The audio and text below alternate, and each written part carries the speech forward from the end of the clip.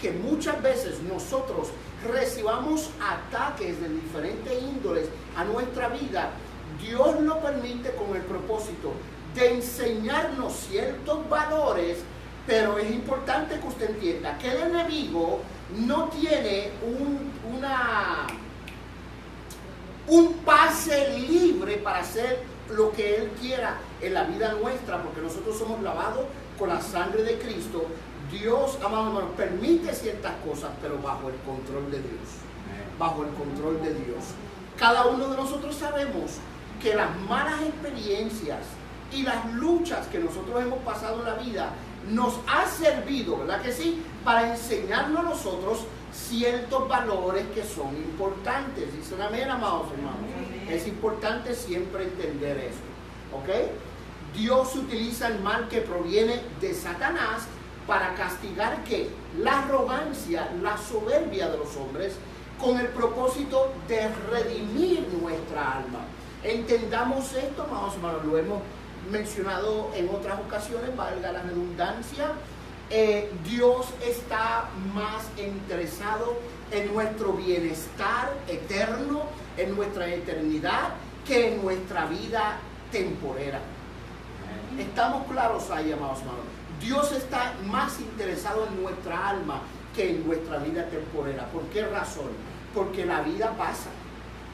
Todo es efímero. Pero después de esta vida nosotros vamos a estar, ¿verdad que sí?, enfrentando, ¿verdad que sí?, a Dios en juicio, y Dios está más interesado en redimir y salvar nuestras almas.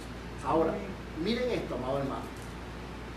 Cuando Pablo dice para la destrucción de la carne, aquí la palabra destrucción en el griego es oletros, que significa arruinar, ¿ok? Para que se arruine nuestra carne. No está hablando de aniquilar, no está hablando de eliminar, sino arruinarlo. Entonces, cuando Pablo dice para destrucción de la carne, ¿qué significa ahí la palabra carne? Los deseos de la carne. Ajá, pero ¿qué significa carne en ese sentido? ¿Ah? La naturaleza que hay en nosotros hacia la tendencia a pecar, ¿cierto? Todos nosotros tenemos esa naturaleza. ¿Estamos claros? Tenemos esa inclinación, esa propensidad, ¿verdad? Cuando alguien nos molesta mucho, lo primero que sale de nosotros es que nos da ira. ¿Verdad que sí? Esa ira es característico de una naturaleza que hay en nosotros que está inclinada hacia reaccionar en contra negativamente a ciertas circunstancias. Esa es la carne, ¿verdad que sí? Cada uno de nosotros tenemos esa batalla con la carne. Cuando Pablo dice para la destrucción de la carne, significa dejemos que Dios trate con este joven con el propósito de que le enseñe varias lecciones a este joven que le sirva para él valorar la necesidad de vivir una vida en el Espíritu. ¿Estamos claros? Ahora, cuando vivimos en la carne, estamos diciendo que el que tiene control de nuestra vida son esos instintos hacia pecar. Pero cuando vivimos en el Espíritu, ¿de qué estamos hablando? A ver, ¿alguien me ayuda? Hermana Ríos, ¿cuál es la diferencia entre vivir en la carne, ¿verdad?, inclinados, ¿verdad que sí?, propensos a pecar, y vivir una vida en el Espíritu? Cuando vivimos propensos a pecar o vivimos en la carne, es cuando le damos libertad a nuestras pasiones y deseos. Correcto. Y a todo lo que viene a nuestra mente por hacer, sin evaluar si le agrada o no le agrada a Dios, si lo hacemos. Cuando vivimos una vida en el Espíritu, es cuando sometemos nuestra carne, nuestros deseos, nuestras pasiones, y la traemos a Cristo para que Él tome el control. Para que en vez de las pasiones y el pecado dominarnos a nosotros, nosotros seamos mejor dominados y dirigidos por el Espíritu. Y una de las cosas que siempre decimos es lo siguiente: si lo comparamos, ¿verdad? ¿A cuál de los dos alimentamos más? El que más usted alimente es el más fuerte. Si usted alimenta la carne todo el tiempo ¿verdad? Y a su ego usted le da la razón y usted siempre busca un porqué de por qué peca, de por qué reacciona y siempre busca un culpable de sus errores, de las cosas que usted hace, ese va a ser el más fuerte en usted. Pero si usted reconoce su debilidad y reconoce sus pasiones y la trae cautiva a Cristo y la somete al Espíritu, entonces va a ser comenzado a dirigir por el Espíritu y a recibir controles a través del Espíritu. Eso es correcto. Pablo dice, andad en el Espíritu y no proveáis para los deseos de la carne. De manera que una persona que vive en la carne es porque sus pasiones, como dijo mi esposa, sus deseos son las que dominan sus acciones. Pero cuando nosotros sometemos nuestras voluntades, nuestra inclinación a pecar, nuestra naturaleza a Dios, entonces el poder de Dios nos permite y nos ayuda nosotros superar esos impulsos. ¿Verdad que sí? De manera que hay posibilidad de vivir en santidad, amado hermano. Claro que sí, cuando sometemos nuestra vida a la presencia de Dios. Ahora, cuando el ser humano llega al punto donde se siente totalmente arruinado sin ninguna probabilidad de restauración, entonces ese es el momento en el cual muchas veces las personas se tornan hacia Dios. ¿Verdad que sí? Un buen ejemplo lo vemos en la parábola que Cristo expresó en Lucas capítulo 15 del hijo pródigo, cuando él estaba en lo peor de su vida. Dice que él elevó sus ojos al cielo, ¿verdad que sí? Y él pensó y recapacitó: ¿cuántos jornaleros en la casa de mi padre tienen abundancia de pan? Mas aquí yo perezco de hambre. O sea que hay ocasiones en que Dios permite que vengan ciertas calamidades que nos hagan nosotros mirar para el cielo. Porque si no vienen esas circunstancias a nuestra vida, nunca el ser humano mira a Dios. ¿Verdad que sí? Nunca el ser humano mira a Dios. De manera que ahí entonces entendemos que las cosas negativas que Dios permite a nuestra vida terminan trayendo un beneficio para nuestra vida.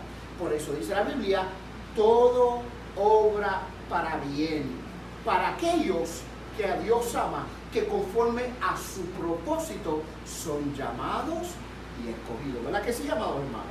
Así que bien importante esto. Ahora, la sentencia dura de Pablo sugerida a la iglesia de Corinto no era punitiva, sino que era curativa.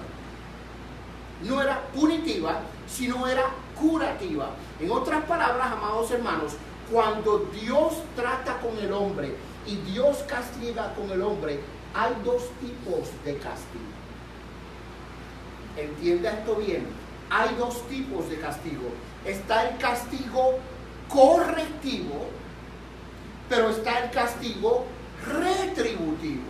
¿Alguien me podrá decir cuál es la diferencia entre el castigo correctivo y el castigo retributivo? Vamos a ver.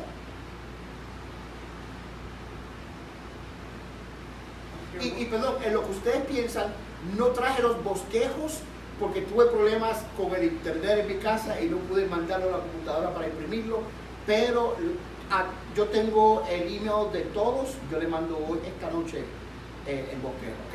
Hermano, ¿quién fue el que levantó la mano? Uno es para corregir el pecado, uno lo usa para corregir el pecado y el otro viene con el pecado. Yo creo que uno es para corregir el pecado, para tratar de enmendar lo que ya se hizo y para hacerle ver dónde estuvo el problema, para corregirlo. Y el retributivo, creo que a través de recibir la corrección también uno recibe algo para atrás, porque retribuye algo. Buen intento. A ver, hermano, buen intento. Ahí lo vamos a... El castigo correctivo es para los hijos de Dios, para los que hemos venido en Cristo, y el que es retributivo es el que se gana uno por las obras. En este caso, digamos, al no ser lavado por la sangre de Cristo, tenemos un castigo retributivo por nuestras obras. Ok. Y el correctivo es para los hijos de Dios. Perfecto. De manera que Dios corrige a sus hijos. ¿Ok? Dios corrige a sus hijos. Pero Dios paga a cada uno según sea su obra. Entonces, a los creyentes lavados con la sangre de Cristo, Dios disciplina, permitiendo circunstancias que lleguen a la vida con el propósito de corregir, ¿verdad que sí? Las actitudes, la forma de ser, Dios corrige. ¿Por qué? Porque un padre que ama a su hijo, ¿qué hace? Lo corrige.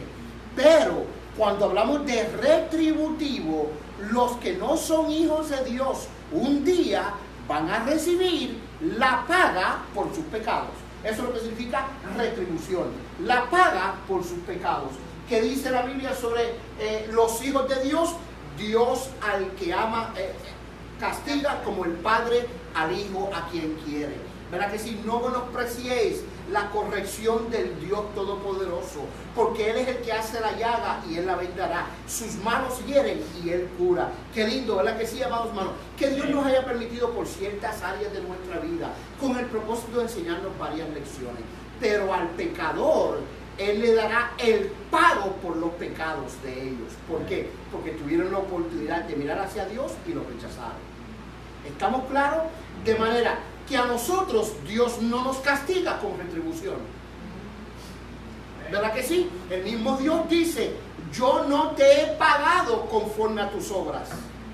Porque si Dios nos llega a pagar conforme a nuestras obras, ¿quién estuviera aquí, amado hermano?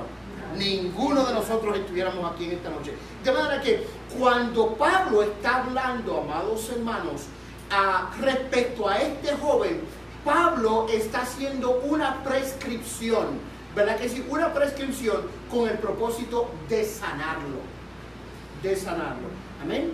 Diga, hermana. Creo que algo que debemos de aclarar en la parte de la corrección es que, y a lo mejor yo creo que era lo que me estaba tratando de explicar, es que muchas veces dentro de la corrección divina, que es para que nosotros crezcamos y maduremos, vamos a ver consecuencias. Ajá. Oh, claro.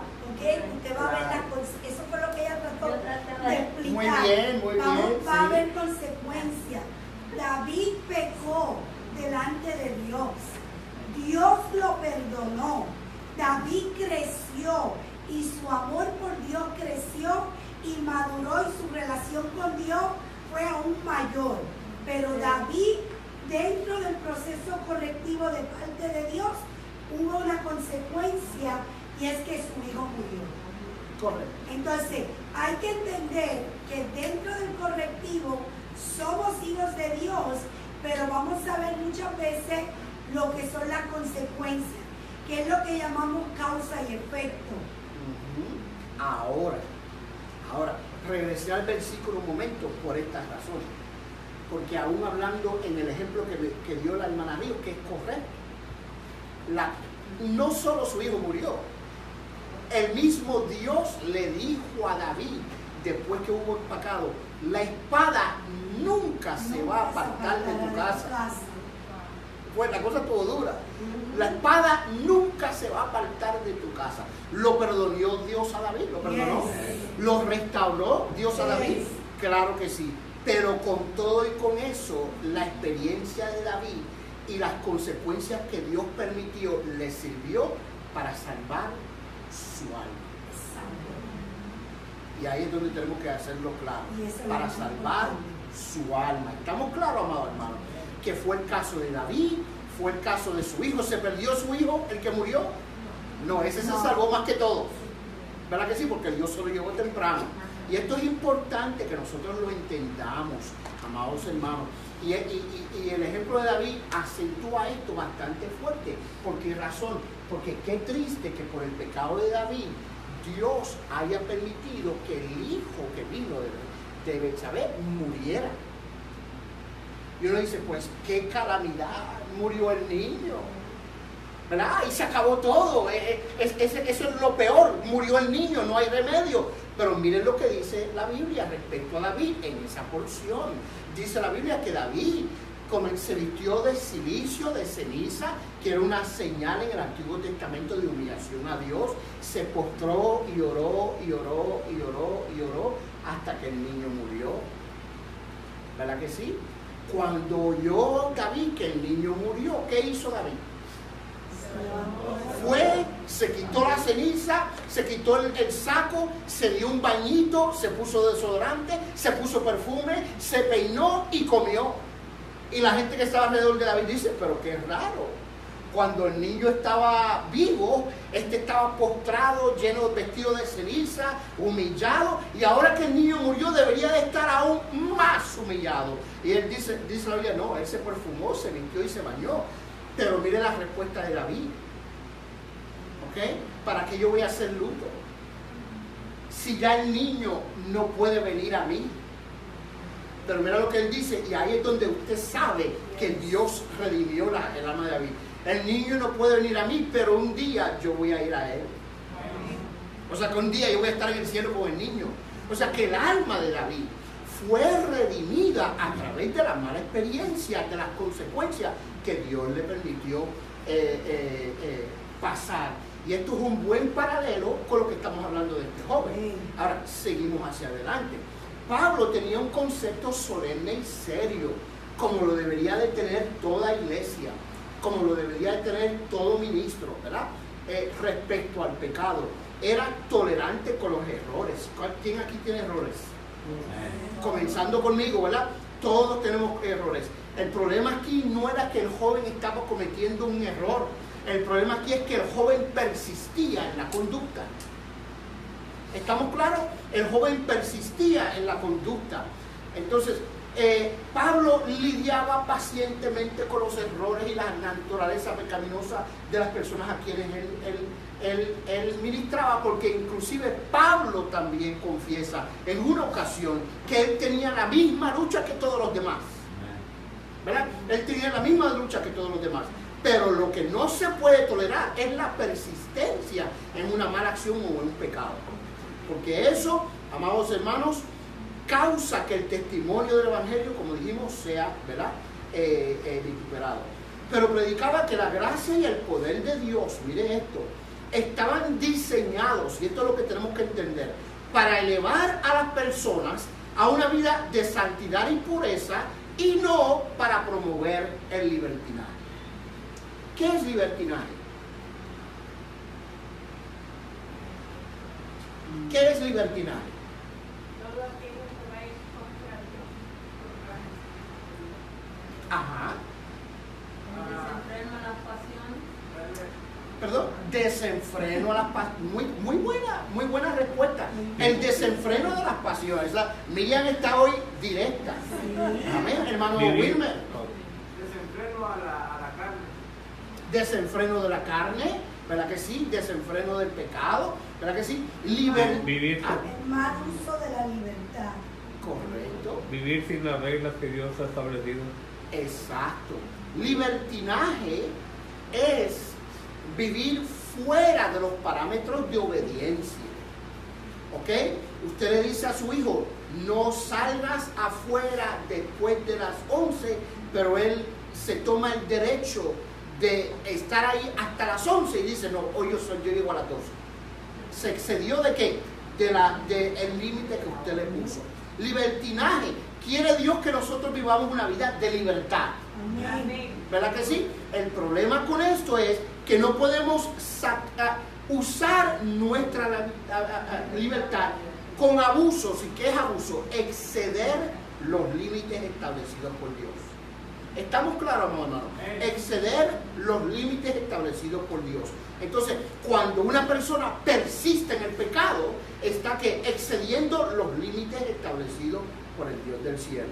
Todo lo que amenaza la santidad, mire esto, amado hermano, de vida de la iglesia o sus miembros, debe de ser tratado con mucha seriedad.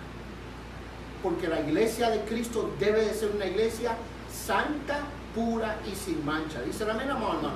Los creyentes deben de ser creyentes santos, puros y sin mancha. Amén. Ahora, Pablo en el versículo 7, si alguien me lo puede leer, por favor. No, el 6 y el... Léame el 6, 7, el 8, alguien. A ver. No es buena vuestra jactancia, ¿no sabéis que un poco de levadura leuda toda la masa? Limpiaos, pues, de la vieja levadura para que seáis nueva masa, sin levadura como sois, porque nuestra Pascua, que es Cristo, ya fue sacrificada por nosotros. El 8, por favor. Así que celebramos la fiesta, no con la vieja levadura, ni con la levadura de la malicia y de la maldad, sino con panes sin levadura, de sinceridad y de verdad.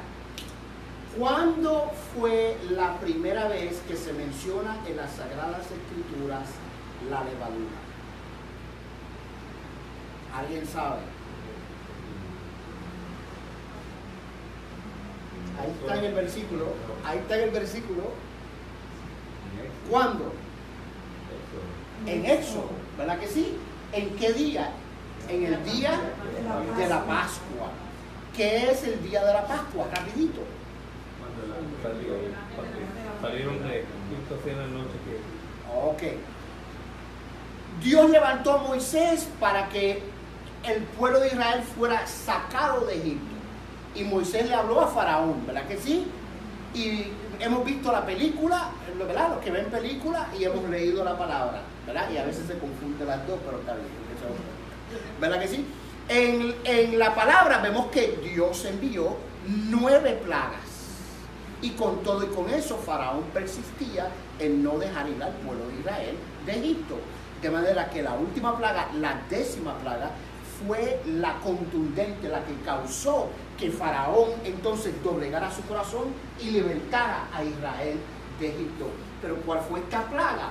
¿Cuál fue esta 10ª plaga? Que el ángel de la muerte iba a pasar y iba a matar a todo primogénito de cada familia, salvo si el ángel veía sangre en el dintel o la columna de la puerta. ¿Se acuerdan de la historia, verdad que sí? Ahora, Dios ordenó a Moisés que instruyera al pueblo de Israel y que cada uno de ellos sacrificara un cordero para que esa sangre fuera rociada, para que cuando el ángel de la muerte viniera a matar el primogénito de la familia y viera la sangre en el poste, Pascua.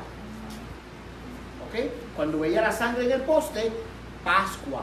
¿Qué significa Pascua?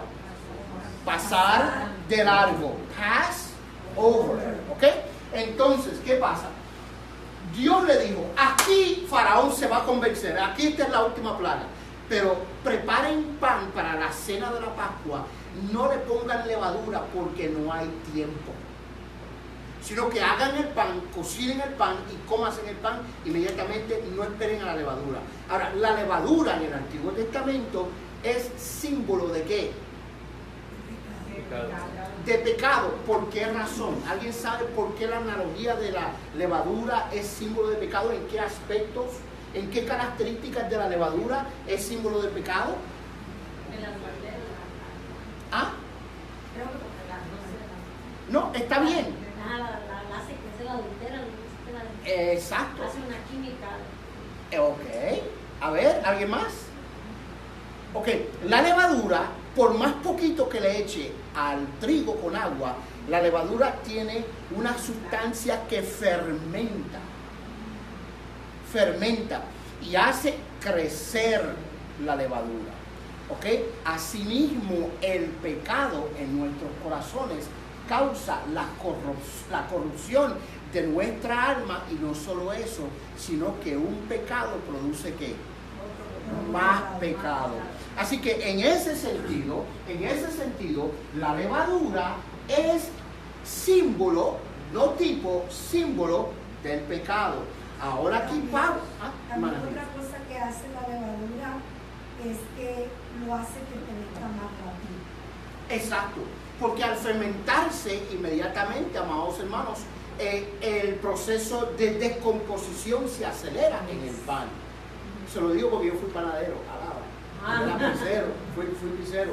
y llegaba a un punto donde que la levadura causaba que la masa se sigue hinchando, se sigue hinchando. No quiero darles, ¿verdad?, secretos de pizza, pero mientras más vieja la masa, mejor la pizza, pero eso es otro tema. Eso es otro tema, ¿ok? Pero eso causa una descomposición progresiva en el pan. De la misma forma que el pecado causa una descomposición espiritual en nuestras vidas. ¿Estamos claros? Por eso tenemos que apartarnos del pecado. Entonces él dice, no es buena vuestra jactancia, en el sentido, esto lo habíamos mencionado, que Pablo dice, a ustedes, iglesia, no les toca descifrar qué es pecado o no es pecado.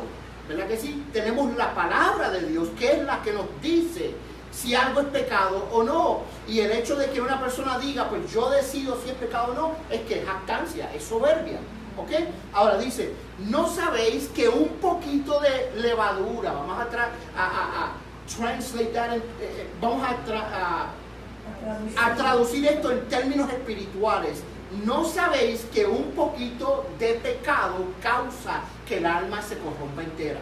Es lo que dice el versículo 6. ¿No sabéis que un poco de levadura leuda toda la masa? ¿Ok? Después, entonces esta es la exhortación. Limpiaos pues de la vieja levadura, para que seáis ¿qué? Nueva masa, sin levadura.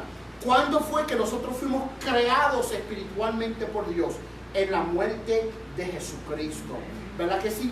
Cristo en su muerte nos hizo a nosotros ¿qué? Nueva masa. Nueva masa, ¿verdad que sí? Y si Cristo ya murió en la cruz por nosotros, entonces el sacrificio de Cristo fue una obra permanente en la vida nuestra. ¿Estamos claros? Por eso dice, limpiaos pues de la vieja levadura, para que seáis nueva masa, sin levadura como sois. Ustedes son nuevas criaturas, porque nuestra Pascua, que es Cristo, ahí lo pone en pasado, ya fue sacrificada por nosotros. ¿Ok? Así que celebremos la fiesta, no con la vieja levadura. ¿De qué fiesta está hablando aquí? La Pascua. La Pascua. Pero en términos espirituales, Figurado. en términos espirituales, cuando dice, así que celebremos la fiesta, no con vieja levadura, significa que sigamos disfrutando de la bendición de lo que significa el sacrificio de Cristo ofrecido por nuestros pecados.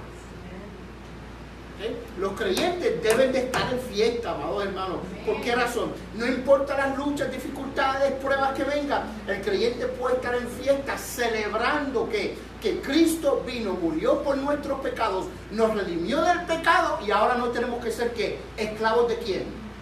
Del pecado. Dice amén. Así que celebremos la fiesta no con la vieja levadura, no permitiendo que el pecado nos contamine, ni con la levadura de malicia y maldad, sino con panes sin levadura, de sinceridad y de verdad. ¿Okay? Ahora, ¿cómo debe de proceder la iglesia? Nuevamente, si juzgamos incorrectamente y erramos en clasificar el pecado debidamente, corremos el riesgo de contribuir a la corrupción en lugar de cortarla y extirparla. ¿Okay? Si juzgamos incorrectamente y erramos en clasificar el pecado, ¿okay? Ahora, cuando dice si juzgamos incorrectamente y erramos en clasificar el pecado, significa si a algo no le llamamos pecado, que la Biblia le llama pecado, van a haber consecuencias espirituales. Dice amén, amado hermano. Por eso, entiéndame, esto sucede mucho. Hay personas que entran en una conducta que ellos han decidido no es pecado y la vida espiritual se va desgastando, se va dañando, se va corrompiendo y muchas veces el hermano no sabe por qué. Y es porque cuando toma acciones que están fuera del contexto de la palabra de Dios, Dios le está tratando de decir algo. ¿Verdad que sí? ¿Quién tenemos para como regla de medir, para saber si algo que hacemos es bueno o malo? La palabra de Dios primero. La hermana dijo el Espíritu Santo, sí, el Espíritu Santo nos redarguye, ¿verdad que sí? A toda verdad y a toda justicia. Justicia es que las acciones justas, ¿verdad? El Espíritu Santo nos redarguye a toda verdad y toda justicia. Pero ¿de dónde el Espíritu Santo nos redarguye? ¿Con qué información? Con la palabra de Dios. O sea, si la palabra de Dios dice algo respecto a una conducta, usted no puede decir, pues no, pues a mí el Espíritu me dijo otra cosa. Porque la palabra de Dios dice, Cristo mismo dijo, Él tomará de lo mío y los hará saber. O sea que cuando tenemos el Espíritu Santo en nuestra vida, Él nos redarguye basado en que en la línea de medir, la balanza, que es quién, la palabra de Dios. O sea que el Espíritu Santo no te puede redarguir de algo que la palabra de Dios no respalda, porque el Espíritu Santo es Dios. ¿Estamos claros, amado hermano? ¿Estamos claros? ¿Ok? Ahora, cuando no lo corregimos, entonces nos tornamos en advocates, contribuidores de la mala conducta. Contribuidores de la mala conducta. Esto es importante, ¿ok? Ahora, el texto no dice exactamente qué hizo la iglesia con este joven. El texto no lo especifica, no lo dice. Mas, sin embargo, amados hermanos, sabemos que la iglesia sí hizo algo y hizo caso a las palabras y exhortación de Pablo. Sí, la iglesia hizo algo, ¿ok? ¿Por qué razón? Porque ahora Pablo en 2 de Corinto, que es la segunda carta que Pablo le manda a Corinto, Pablo ahora toma el tema nuevamente, pero nótese que en 1 de Corintios Pablo está reprendiendo en el espíritu al que había entrado en esa conducta, pero en 2 de Corintios ya Pablo había perdonado a la persona, ¿ok? Pablo había perdonado. Y esto es un punto interesante, amados hermanos, que nos enseña algo, amados hermanos, que es importante. Que cuando nosotros procedemos a corregir el pecado, tenemos que quedarnos dentro del parámetro de lo que Dios quiere que nosotros hagamos y no más. O no menos. ¿Ok? No más y no menos. El mismo Pablo luego aboga a favor de este joven para que fuese restaurado. O sea que aparentemente la iglesia de Corinto tomó una medida drástica y contundente haciendo caso a la exhortación de Pablo. Pero vamos a verlo aquí, amados hermanos, porque este versículo está bien importante. Este pasaje de 2 de Corintios está bien importante. Se lee desde ahí atrás. Hermana Dunia, hágame un favor. Lea, y yo la aviso acá. Pero si alguno me ha causado tristeza, no me la ha causado a mí solo, sino en cierto modo, no por exagerar, a todos nosotros. ¿Le basta a tal persona estar esta reprensión hecha por muchos? Así que, al contrario, vosotros más bien debéis perdonarle y consolarle, para que no sea consumido de demasiada tristeza. Hasta ahí. Vamos a ver esto. Cuando dice, le basta a tal persona esta represión hecha por muchos. Dice, por muchos. Yo no sé si usted se acuerda, hermano, cuando yo tengo 55 años, ¿verdad? Aquí a lo mejor no hay nadie que tenga esa edad, salvo alguno, ¿verdad? Pero cuando yo me portaba mal en la escuela, la maestra me daba un fuetazo. Salía del salón de clase, el principal me daba el jalón de oreja por la misma ofensa. Llegaba a la casa, mi hermano me daba un empujón regañándome y terminaba yo en los brazos, en el cincho abrazador de mi padre, en la correa abrazadora de mi padre. O sea que todo el que se acordaba que yo había hecho mal, o me regañaba, me lo recortaba, me daba un jalón de oreja. Eso eran los tiempos de antes. Ahora un niño se porta mal y el padre quiere ir a demandar a la escuela. Otro problema, ¿verdad? Otro día hablamos de eso. Pero en aquellos tiempos todo el que se acordaba que yo hice algo malo me daba el jalón de oreja. Ay, Señor amado. ¿Okay? Dice, fue reprendido por muchos. En otras palabras, amado hermano, la iglesia respecto a la conducta de este joven se reunió y tomaron una decisión disciplinaria respecto a la conducta de este joven. Pero ahí se dice, le basta a tal persona esta reprensión hecha por muchos. ¿Okay? Así que, ahora mira lo que dice Pablo, al contrario, vámonos ahora para la otra dirección. ¿Okay? Vosotros más bien debéis perdonarle y consolarle para que no sea consumido ¿de qué? de demasiada tristeza. ¿Qué nos hace pensar ese texto? Para que no sea consumido de demasiada tristeza. ¿Qué nos enseña eso respecto a las reglas disciplinarias? Lo acaban de marcar. La iglesia es viva y si, por ejemplo, un hermano viene y está en tristeza, entristece a todos. Ok, sí, claro, entristece a todos. Porque la iglesia está para sanar, no para... ¿Se podría aplicar así? No. Porque dice, ¿no? Le voy a decir por qué no. La iglesia está para disciplinar, No, pero también está para sanar. Ah, bueno, entonces es para sanar a los que no conocen, ¿o cómo? Porque... Para que no sea consumido de, ¿qué dice la palabra?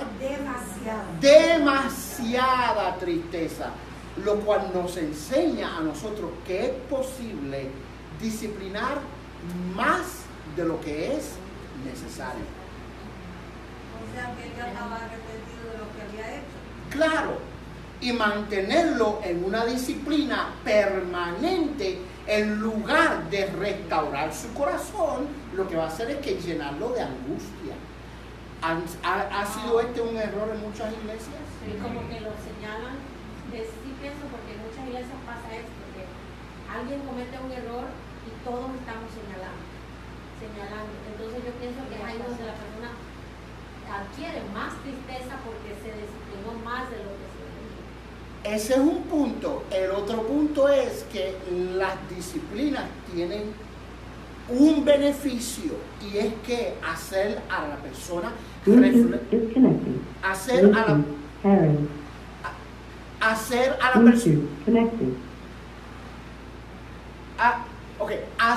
a la persona reflexionar sobre lo que hizo. ¿Ok? Pero después que la persona ha reflexionado sobre lo que hizo, ha aprendido la lección y se ha corregido, si se le mantiene en el régimen disciplinario, ahora le está haciendo daño. Es como si el hijo suyo se robara una galletita Oreo de la botella de galletita Oreo y usted lo disciplina por 6 meses porque se comió una galletita Oreo. ¿Quién de ustedes disciplinaría a su hijo por 6 meses por tomarse una galletita de Oreo sin permiso? ¿Verdad que no? Porque ¿qué le va a hacer a su hijo? Lo va a dañar. Lo va a dañar. Y es lo que está diciendo Pablo aquí, que cuando la persona recibe corrección y la persona se retracta del pecado que ha cometido y comienza entonces a responder positivamente a la disciplina que se le ha impuesto, entonces hay que ver cómo se restaura la persona al estatus original antes de haber cometido su pecado. El hermano iba a decir algo y después mi esposa. Hermano. Yo creo que hay una confusión con respecto a las iglesias en tratar la disciplina, ¿no?, hacia ciertos miembros de la iglesia, porque algunas veces se les olvida que la disciplina es un propósito de restaurar la vida del hermano para que vuelva, ¿no?, al estado original que estaba en su santidad. Y normalmente lo que se hace es se disciplina, pero se olvida la restauración, como que si lo desligan y... Exacto, ese era el próximo punto que iba a traer, hermana Ríos. Hay una regla que nosotros como maestros aplicamos, y es que cuando el niño hace algo malo, nosotros lo castigamos de acuerdo a su edad, ¿verdad? O sea, si tiene 5 años son 5 minutos. Nosotros lo castigamos, lo sacamos del juego, lo apartamos y él pierde un tiempo que es lo que se llama el time out. Pero a los 5 minutos nosotros lo tenemos que regresar y le preguntamos, ¿por qué tuviste 5 minutos ahí? ¿Qué hiciste incorrecto? Y él te tiene que decir, porque si no, no entendió, si no perdiste tu tiempo. Él tiene que tener la capacidad de decirte, hice esto malo, esto lo hice malo y no lo debía haber hecho. Ok, ¿cómo lo restauramos? ¿Qué vas a hacer la próxima vez si esto sucede? Esto es lo que voy a hacer. ¿Y sabes qué hacemos? Ok, vete a jugar. O sea, no lo dejamos, que eran los errores que se cometían disciplinarios en las escuelas, donde ponían al niño en la sillita con el gorro del burrito y ahí lo dejaban el día entero. Ok, se ha entendido Eso no funciona. Lo que funciona es que el niño reconozca, que entienda su error y lo restableces nuevamente a sus funciones que estaba haciendo y tiene nuevas oportunidades. Hermana Julia. Un factor importante, pastor, es el líder, los líderes, porque muchas veces se encuentran personas pidiendo pecados, pero no lo dicen a la iglesia. Y hay maneras, no van a decir todo en sí, pero hay maneras como hacerle ver al pueblo, porque ahí dice la represión es por mucho, porque a veces hay cosas que se quedan en el liderazgo y en la iglesia no le participan, o decir, ok, tal hermano Mauricio está en disciplina por 6 meses, entonces ya que sabe que son 6 meses, pero el liderazgo, a lo más hacerlo ellos entre 4 paredes, la iglesia queda preguntando, bueno, ¿qué pasó? ¿Ya lo subieron? ¿No lo subieron? Entonces por eso es que dice ahí que la represión es por mucho, porque tiene que haber un acuerdo y tiene que hacer para que se quede. Excelente punto. Pero mira una práctica que yo considero no está correcta. Si, vamos a poner asumamos, si yo pongo al hermano Mauricio en disciplina, Ya ¿ok? Si yo pongo al hermano en disciplina y digo, usted no puede participar de nada en la iglesia porque usted cometió grande ofensa y no puede, ¿ok? La tendencia era, y a veces en muchos lugares es, usted se sienta atrás. Usted no participa, usted no canta, usted no dirige, nada. Usted se sienta atrás. Yo no creo que cuando Dios me disciplina a mí, Dios me saca de la escena. Al contrario, Dios me pone en la escena de la gracia. Porque ¿quién necesita gracia, amado hermano, en esta ocasión? El que está siendo procesado. Entonces, a las personas que se le disciplinan, a ese hay que darle la atención, a ese hay que orar con él diariamente, con él hay que abrazarlo mientras está en el culto, con el propósito de que Dios lo levante, amado hermano, porque el propósito de la disciplina es que este hombre salga al final del proceso como oro, brillando como oro. ¿Verdad que sí? Levantar y restaurar. Y mire lo que dice Pablo aquí. Así que al contrario, vosotros más bien perdonarle y consolarle para que no sea consumido de demasiada tristeza, por lo cual os ruego que confirméis el amor para con él. Confirméis el amor para con él, porque también para este fin os escribí, para tener la prueba de si vosotros sois obedientes en todo. Al que vosotros perdonáis, dice Pablo, yo también, porque también yo lo he perdonado. Y si algo he perdonado, por vosotros lo he hecho en presencia de Cristo. Ahora, mira el peligro de la sobredisciplina. Mira el peligro de la sobredisciplina. Para que Satanás no gane ventaja alguna sobre vosotros. Sobre nosotros. ¿Por qué razón esto es importante? Porque cuando la disciplina se pasa de lo que debió de haber sido, ahora en mi mente yo estoy diciendo, yo soy el rechazado del grupo. Yo soy el castigado del grupo. Yo soy el pecador del grupo. Yo no sirvo para nada. A mí Dios nunca me iba a usar. ¿Por qué? Porque si ellos me aislaron de la comunión, entonces Dios también me aisló de la comunión. Entonces, ¿de dónde vienen esos pensamientos, amado hermano? Del enemigo de las almas. Que cuando uno ha caído en el piso nos patea, ¿verdad que sí, amado hermano?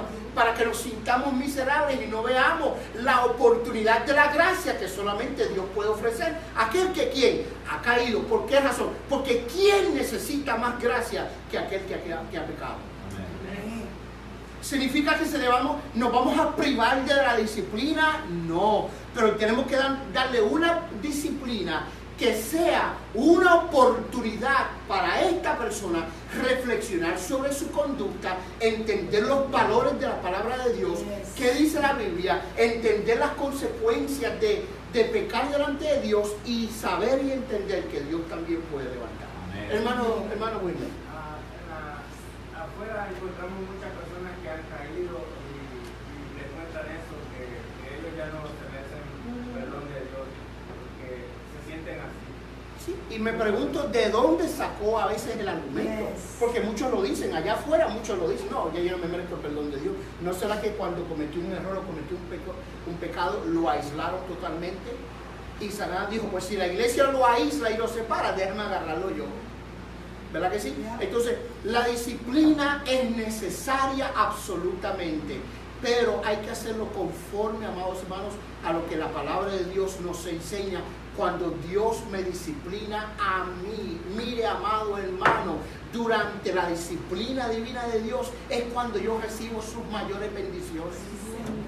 ¿Alguien? Amén. Cuando usted ha cometido algún pecado, alguna cosa por la cual ha tenido que, ¿verdad?, retractarse de las actividades, durante ese tiempo de aislamiento le sirve ¿para qué? Para fortalecerse, para levantarse, para disfrutar la gracia divina de Dios. Y es en la disciplina donde Dios nos restaura. Se acabó el tiempo, pero me dejan usar una porción bíblica. Se acabó el tiempo, pero déjenme usar esta porción bíblica. Vamos a, porque lo leí. Ay, Señor amado. Pero solo esto, y con esto vamos a hacer una oración y nos despedimos. Margarita. ¿Qué dijo Pablo acerca de los líderes que hicieron de la vista gorda con ese muchacho? ¿Cómo? ¿Qué dice Pablo acerca de los líderes de esa iglesia que se hicieron de la vista gorda? Que sabían Que se hacían de la vista gorda, que sabían de lo que... Ajá, dice que había jactancia en ellos, soberbia, ¿sí? Permítame, vaya conmigo un momentito, y este es un texto favorito de mi esposa, pero lo voy a usar en esta noche porque yo creo que habla mucho respecto a lo que voy a mencionar aquí. Permítame un segundito, permítame. Oseas 2:13. Oseas 2:13. Oh my God, Oseas 2:13. Yo estuve leyendo esto y me hizo llorar, hombre. Pesado ese. Oseas 2:13. ¿Lo tienen, mis amados? Mire, ¿sabes qué? Lo voy a leer. No. ¿Lo tienen todos? Ok, vamos a leerlo. Dice Dios hablando del pueblo de Israel a quien Dios iba a disciplinar. ¿Ok? Dios la iba a disciplinar. Dice, y la castigaré por los días en que Israel incensaba a los Baales y se adornaba de sus zarcillos y de sus joyeles y se iba tras sus amantes y se olvidaba de mí, dice Jehová. O sea, cuando Israel entró en el adulterio espiritual. ¿Ok? Dice Jehová, versículo 14, pero he aquí, yo la atraeré y la llevaré ¿a dónde? Dice ahí, al desierto. O sea, yo le voy a disciplinar, no lo voy a dejar sin corregir, yo le voy a dejar en el desierto. Pero en el desierto, ¿qué iba a hacer Dios? Hablar a su corazón. Qué Dios lindo, ¿verdad que sí, amado hermano? Hablaré a su corazón. Ahora, mire lo que dice el 15, porque esto fue lo que me gustó. En el desierto, cuando esté en el desierto, ahí yo le voy a dar las viñas.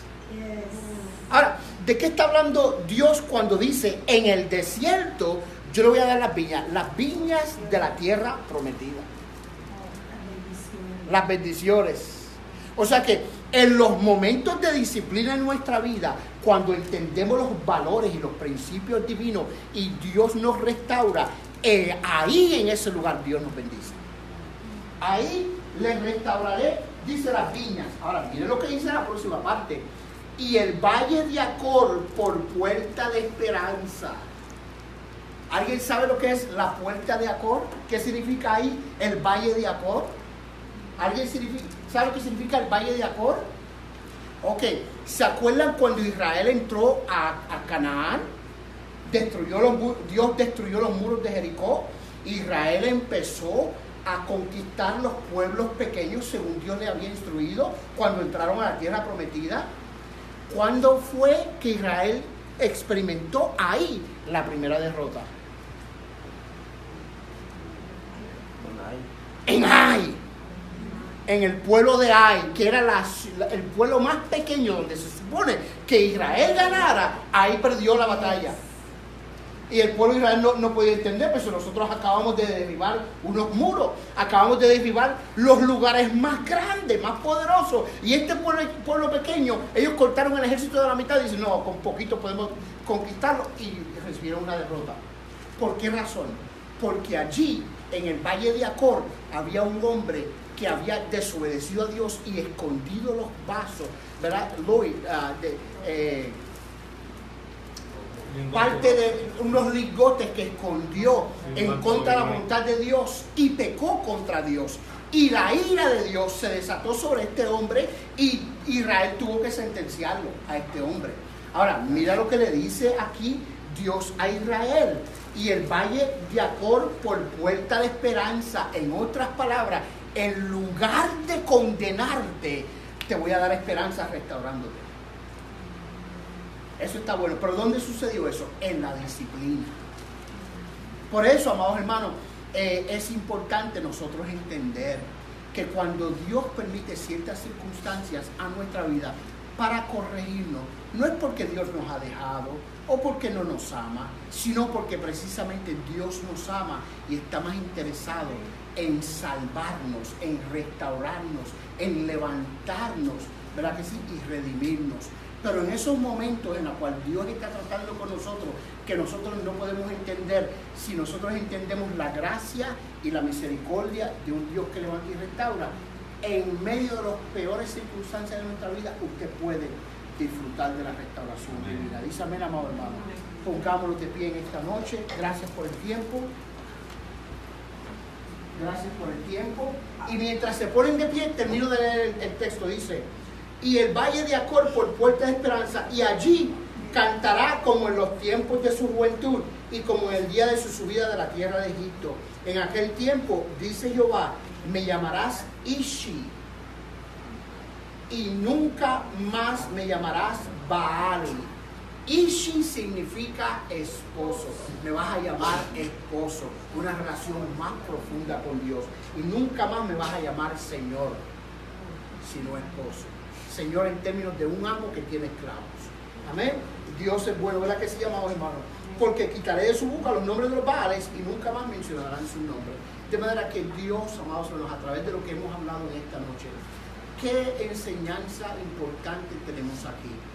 Que no podemos menospreciar la disciplina de Dios. Uno, que Dios está más interesado en nuestra vida eterna que en nuestra vida efímera. Número dos, que el pecado no puede vivir en conjunto con nuestra vida espiritual. Tenemos que despojarnos del pecado y la palabra de Dios provee la forma para que nosotros lo podamos hacer. Dice amén, amados hermanos. La disciplina es necesaria, pero también debemos de entender que cuando nos toque disciplinar a alguien es para restaurarlo y levantarlo, no para destruirlo. Dicen amén, porque así Dios ha sido con nosotros. Dicen amén, amados hermanos, así ha sido Dios con nosotros. Vamos a orar en esta noche, amados hermanos, vamos a pedir a Dios.